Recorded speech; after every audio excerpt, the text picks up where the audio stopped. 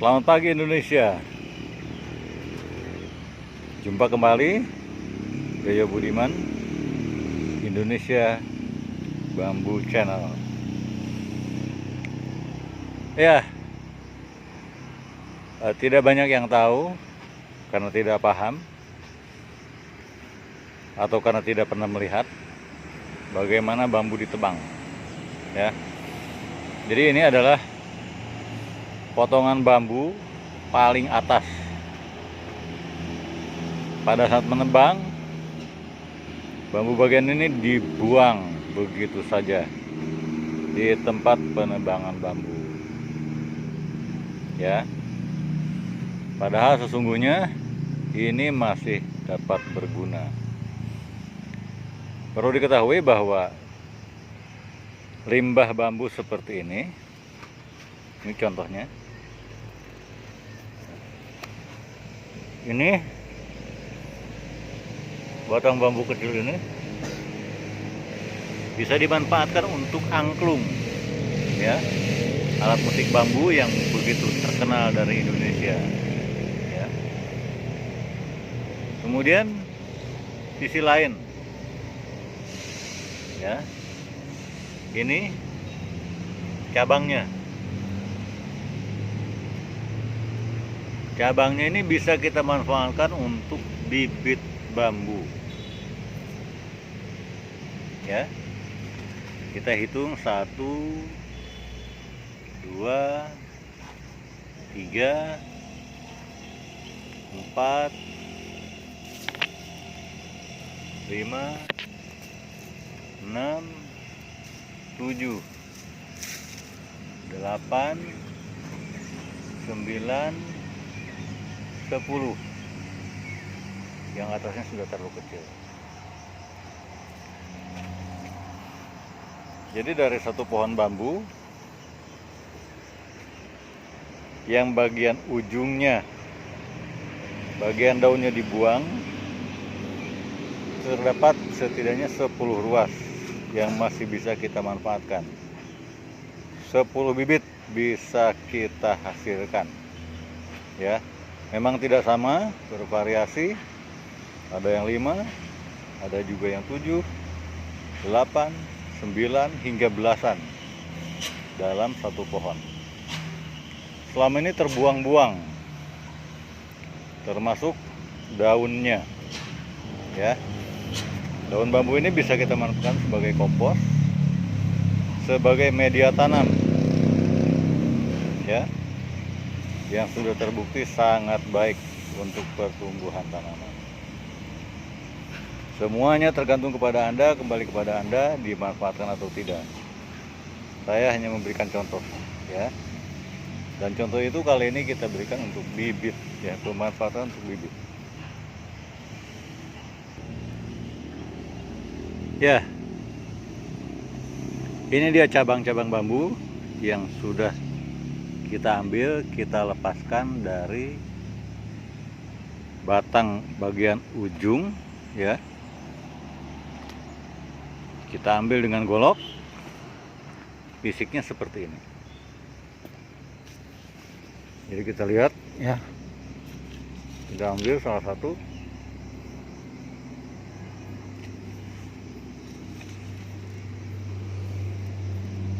Seperti ini. Ya. Ya seperti ini. Ini dipotong 1 meter atau minimal kita potong 60 cm panjangnya. Kenapa demikian? Karena kita membutuhkan cadangan makanan yang ada pada bibit bambu ini. Kalau terlalu kecil, cadangan makanannya tidak ada, maka dia akan sulit tumbuh. Dari pengalaman beberapa tahun, ya, sudah sekitar 10 tahun menggeluti bibit bambu. Inilah bibit cabang yang terbaik yang kita pakai. Jadi dalam kondisi panjang seperti ini. Di sini ada yang muda, ada yang tua. Yang muda seperti ini ya. Tetapi yang terlalu muda tidak bisa diambil. Pada umumnya berujung dengan kematian karena dia belum kuat ya. Sementara yang terlalu tua ya, kita ada contoh seperti ini ya, yang batangnya mulai kecil, mulai menguning ya, juga agak sulit tumbuh. Jadi yang sedang-sedang saja, ambil yang sedang-sedang ya, yang pertumbuhannya sudah terbukti paling baik ya. Indikatornya memang agak sulit, usia muda itu berapa, tua itu berapa ya. Tetapi pada batang bambu yang sudah ada bintik-bintiknya berwarna putih, itu menandakan dia tua. Kita ambil contoh. Ini dia 3 contoh ya, dimana itu bambu itu masih muda di sebelah kiri. Jadi batangnya mulus ya, tidak ada bintik-bintik apa-apa, tidak ada bercak, masih bersih. Kemudian yang tengah itu bambu yang paling baik dipanen ya. Jadi ini tidak terlalu tua, tidak terlalu muda. Kemudian sebelah kanan, nah ini bambu yang tua ya, tua banget, tapi masih baik ya, masih baik dipergunakan, terutama untuk kepentingan pembuatan bambu laminasi, di mana diperlukan dimensi yang tetap pada saat digergaji sampai dia diketam, kemudian dipres ya. Jadi ini sangat diperlukan. Gambarannya seperti ini. Jadi bambu-bambu seperti ini ya, yang mulus ini, mulai dari rebung hingga usia 2 atau 3 tahun. Ini usia ada 4 tahun, sekitar 4 tahun. Kemudian yang ini adalah usia di atas 5 tahun ya, di atas 4 tahun atau 5 tahun sampai puluhan tahun. Bambu bisa bertahan jika tubuhnya aman, tidak kena hama ya, itu bisa bertahan puluhan tahun. Oke, kita balik lagi ke bibit ya. Ini dia, saya mencontohkan, kita ambil salah satu aja. Ini bagian pangkalnya ya, bagian pangkalnya yang kita ambil dari apa, dari batangnya. Satu hal yang harus diperhatikan adalah bahwa batang bagian bawah ini atau pangkalnya ini, yang benjolannya ini tidak boleh pecah ya, tidak boleh pecah, karena kalau pecah dia tidak akan tumbuh. Jadi ini sudah kita training teman-teman kita, sehingga tidak ada batang bambu atau pangkalnya untuk bibit itu yang pecah. Karena kalau pecah bisa dipastikan, hampir bisa dipastikan 100% itu mati. Jadi kalau kita balik begini ya, semua ini bakal hidup semua ya. Jadi ini kata kunci penting, dimana orang sering mengambil pakai golok ya, tetapi letak goloknya itu menghantam dari bagian yang benjolnya ini, sehingga dia pecah. Tertekan golok, tertekan tekanan, dia pecah. Dia kemudian pada saat kita menanam ini harus dilepas, dibersihkan ya, kelopak-kelopak yang menyelimuti bagian pangkalnya. Hampir selalu begitu ya, selalu diselimuti oleh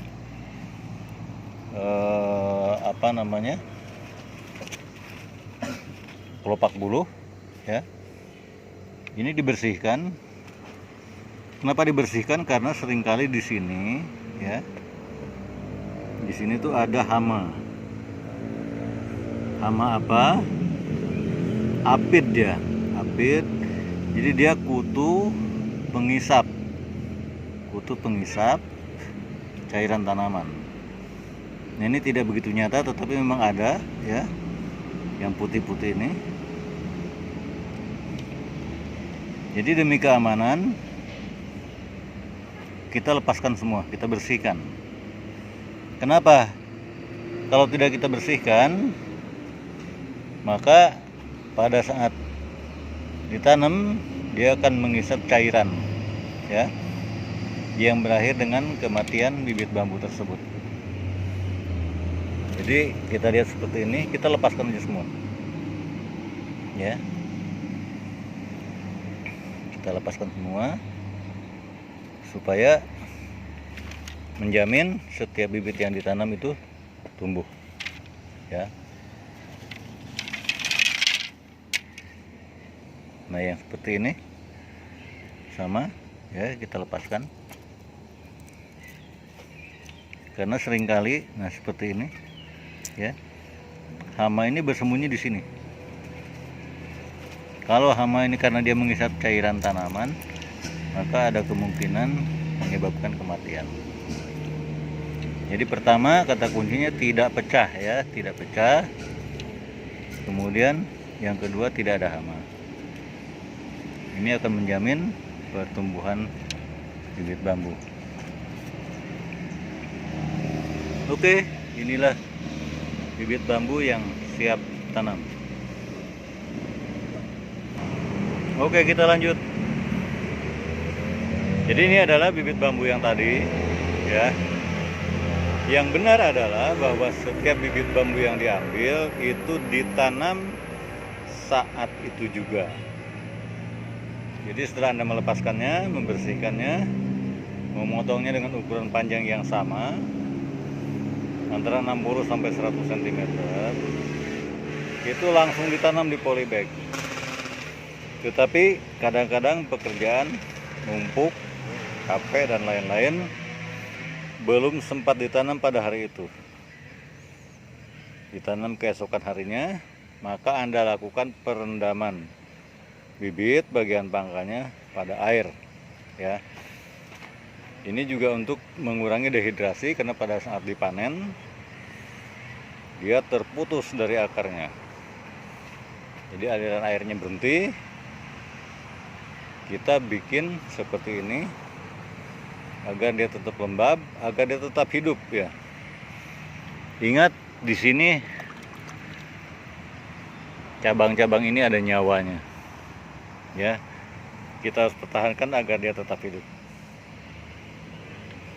Oke, jadi kalau Anda belum sempat menanamnya, lakukan perendaman seperti ini. Kemudian kita lanjutkan, ini dia pengumpulan tanah atau media tanam untuk penanaman bibit bambu yang sudah kita siapkan. Jadi sederhana saja, tanah dimasukkan ke dalam polybag ya. Ini Pak Roy ini sedang mengisi polybag. Dia keren tuh. Kenapa keren? Dia menggunakan skopnya itu dari bambu. Skopnya dari bambu sehingga mudah untuk pengisian dan kuat ya. Nah, seperti ini, di sini diisi dulu medianya sampai penuh ya. Jadi polybag yang dipergunakan bisa mulai dari yang kecil hingga yang besar ya. Contoh di sini, ini adalah polybag 12,5 kali 25 ya. Jadi ini cukup besar. Kenapa? Karena dipersiapkan untuk 6 bulan bertahan, akarnya tumbuh dengan baik. Paling kecil polybag yang dipergunakan adalah 7 kali 15, 7 atau 7,5 kali 15 cm dalam kondisi terlipat ya. Nah, kita siapkan dulu pengisiannya. Setelah itu kita lanjut ke tahap berikutnya. Next, kita lanjut ke penanaman. Jadi polybag yang sudah di sini ditancapkan bibit yang sudah kita siapkan. Ya, kira-kira 3/4 dari bibit masuk ke dalam tanah. Kemudian ditekan ya, supaya tidak goyah, supaya kuat.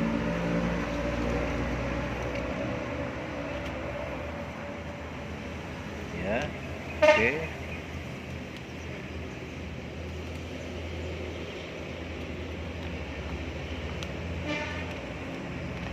Terus Pak Roy, lanjut Pak Roy, lanjut.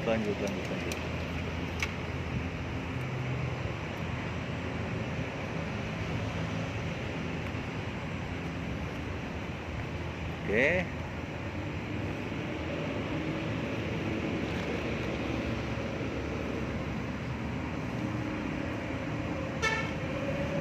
Seperti ini, kita contohkan beberapa biar kita paham semua ya. Jadi tanahnya dipadatkan supaya dia tidak goyang ya.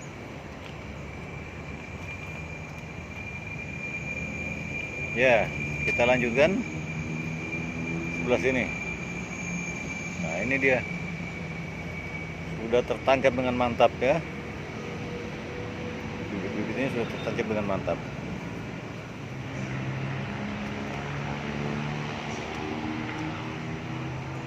Kemudian kita angkut seperti ini nih.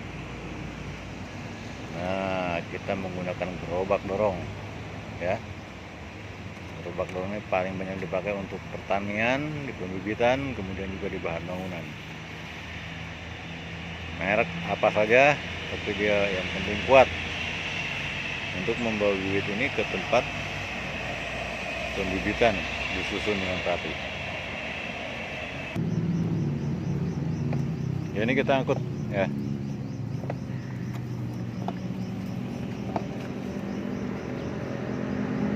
Lalu disusun ya,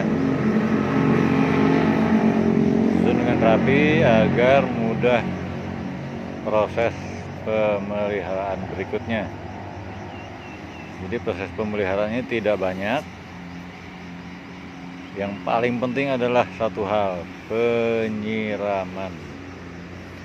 Pupuk sama sekali belum dibutuhkan ya, belum dibutuhkan. Pupuk nanti dibutuhkan setelah akarnya tumbuh pada usia sekitar 2 bulan ke atas. Jadi bambu ini tunasnya yang akan tumbuh duluan, akarnya tumbuh belakangan. Makanya bibit bambu tidak boleh dipindahkan. Jadi setelah tertanam begini, cukup siram tahap awal itu setiap hari. Tetap misalnya pagi hari, tetap pagi hari lakukan penyiraman. Kemudian kalau sore hari tetap lakukan sore hari. Setelah dia tumbuh, nah ini belum dulu nih, nah kita lihat dulu. Jadi bagian ujungnya ini ya, bekas-bekas potongan ini kita lindungi dengan plastik, kantong plastik ya, supaya tidak terjadi penguapan yang berlebihan ya.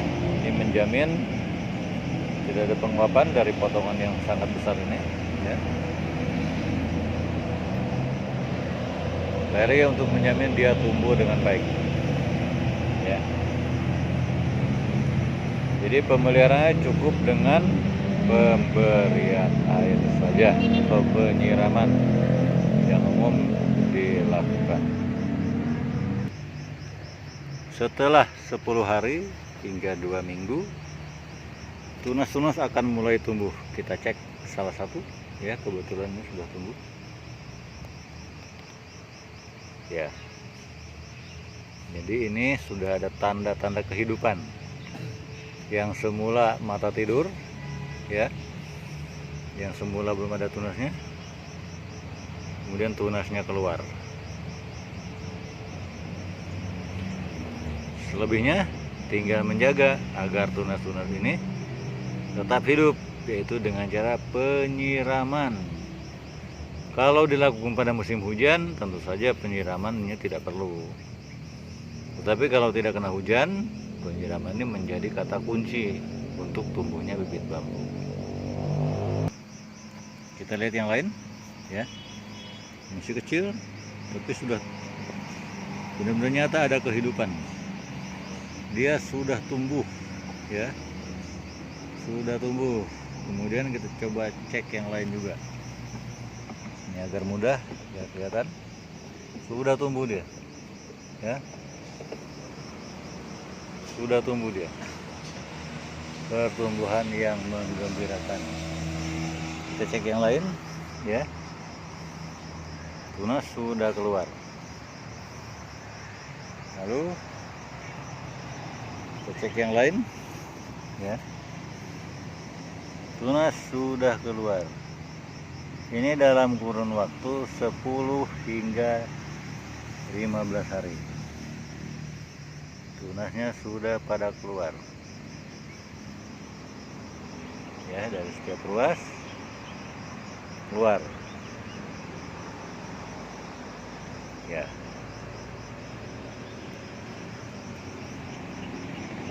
Jadi ini sangat menggembirakan, ya. Tunas-tunasnya keluar, artinya dia tumbuh. Tinggal menjaga agar dia tidak kering.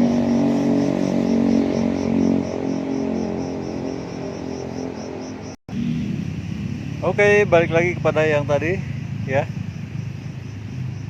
Jadi sekali lagi dari batang bagian ujung yang dibuang-buang ini kita sudah buktikan bisa dijadikan bibit.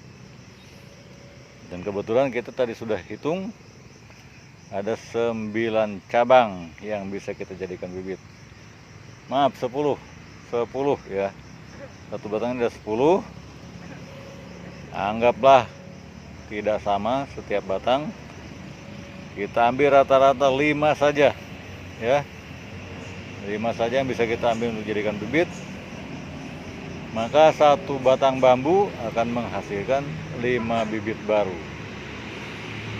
Dan Anda jika bisa meluangkan waktu sedikit saja mengambil cabang-cabang ini, maka yang namanya keberlangsungan, berkesinambungan,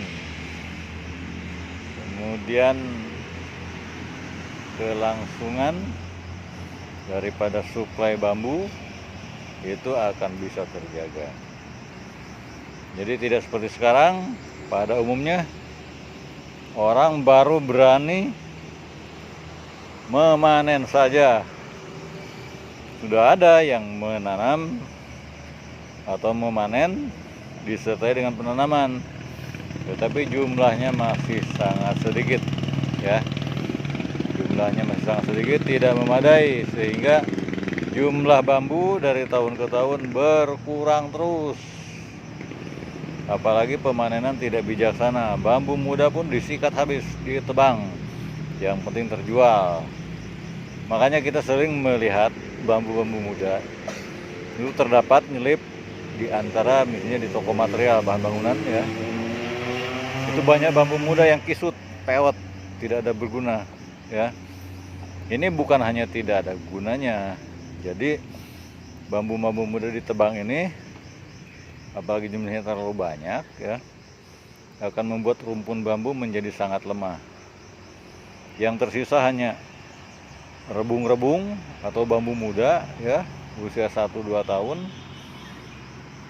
Dengan pengambilan yang kurang bijaksana, begitu kena angin habis patah semua, ya.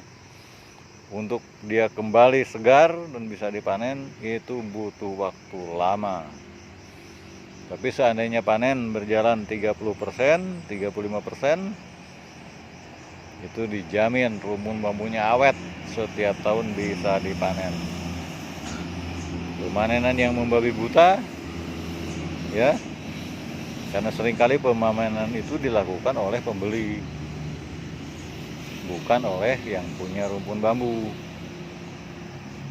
sehingga efeknya kerusakan yang berat yang menyebabkan terus berkurangnya tegakan bambu seperti yang sekarang terjadi, ya.